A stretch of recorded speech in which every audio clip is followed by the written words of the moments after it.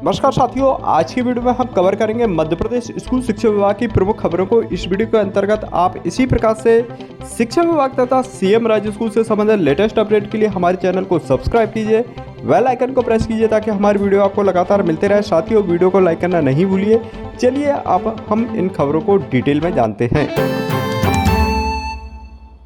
साथियों, आज की खबर को प्रमुखता से छापा है। भोपाल से यह खबर प्रकाशित हुई है, जिसके अंतर्गत सीएम राज्य स्कूल में पदस्थापना में जारी विसंगतियों को दूर करे सरकार, कहा है प्रांतीय कांग्रेस शिक्षक कार्यकारी अध्यक्ष सतीश शर्मा ने।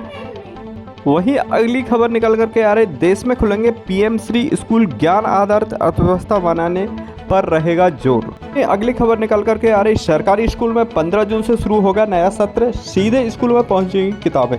वहीं सीएम राज्य स्कूल में संचालन का पता नहीं है, लेकिन बसें जरूर दौड़ेंगी रोडों पर। वहीं अगली खबर निकल करके आ रही, मेरिट के आधार पर लिस्ट बनाना थी, पदस्थापना नहीं। तो साथियों, इनमें से कुछ अहम खबरों को हम इस वीडियो के अंतर्गत कवर करेंगे।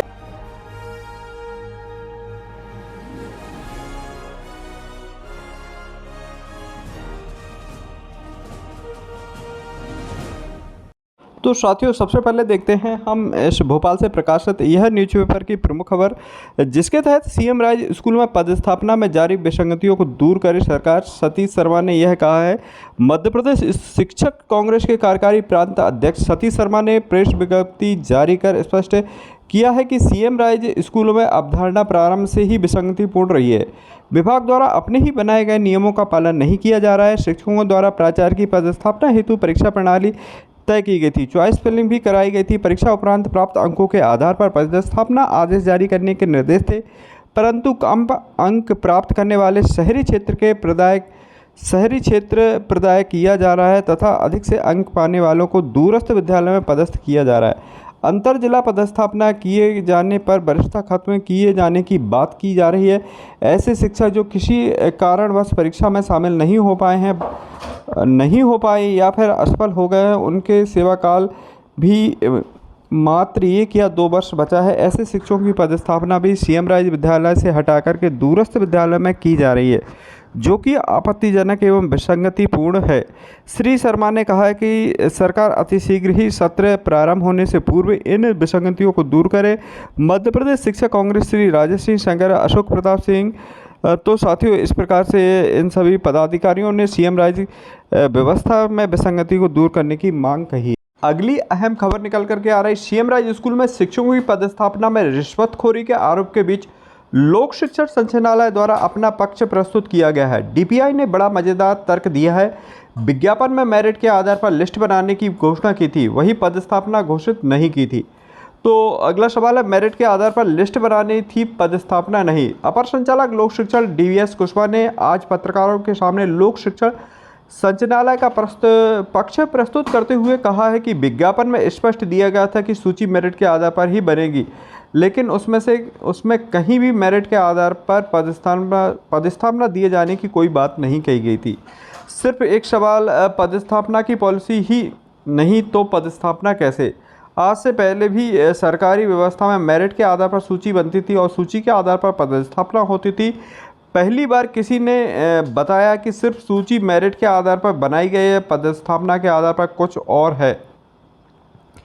अपर संचालक के तर्क को उचित मान लिया जाए तो विज्ञापन में परीक्षा के बाद सिर्फ मेरिट के आधार पर लिस्ट बनाने की बात की गई थी, पदस्थापना में कोई बात ही नहीं की गई थी। पदस्थापना की कोई पॉलिसी बनी ही नहीं है। सवाल यह है कि जब पदस्थापना की पॉलिसी है ही नहीं तो पदस्थापना किस आधार पर कर दी गई? ईमानदारी का दावा, गाइडलाइन स्पष्ट है, गड़बड़ी संभव है।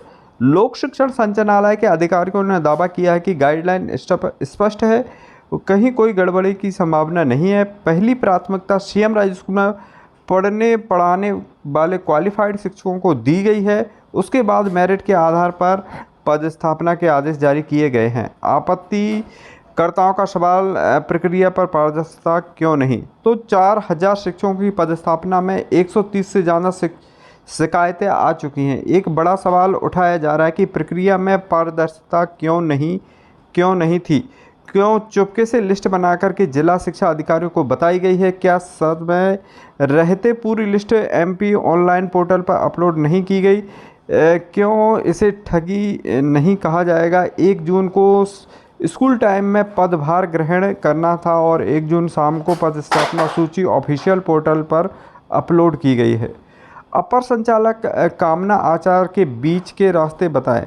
अपर संचालक कामना आचार्य ने बीच के रास्ते बताए हैं। सीएम राइज स्कूल की परिकल्पना के समय मुख्यमंत्री शिवराज सिंह चौहान ने स्पष्ट कहा था कि इन स्कूल में सरकारी ढर्रे पर काम नहीं होगा, लेकिन शिक्षकों की पदस्थापना का विवाद सामने आने के बाद शिकायतकर्ताओं को आश्वासन देकर के चुप करने की कोशिश की जा रही है। अपर संचालक कामना आचार्य ने बताया कि पोस्टिंग के बाद ट्रांसफ़र भी हो सकते हैं। वहीं मुद्दे की बात है कि स्कूल का इंफ्रास्ट्रक्चर कितना भी बढ़िया क्यों ना हो, स्कूल में कितने ही अत्याधुनिक उपकरण क्यों ना हो, यदि स्कूल में शिक्षक अच्छा नहीं है तो उस स्कूल का कोई अर्थ ही नहीं है। मुख्यमंत्री चाहते हैं कि देश का सबसे अच्छा सरकारी स्कूल मध्य प्रदेश में बने। पूरी व्यवस्था नहीं बदल सकते हैं, इसलिए सीएम राइज स्कूल के कंसेप्ट पर काम कर रहे थे। सब कुछ ठीक जा रहा था, शिक्षकों की पदस्थापना ने नाउम्मीद कर दिया है। तो साथियों, इसी प्रकार से शिक्षा विभाग से संबंधित लेटेस्ट अपडेट के लिए हमारे चैनल को सब्सक्राइब कीजिए। मिलते हैं अगले अपडेटेड वीडियो के साथ, तब तक के लिए जय हिंद जय भारत।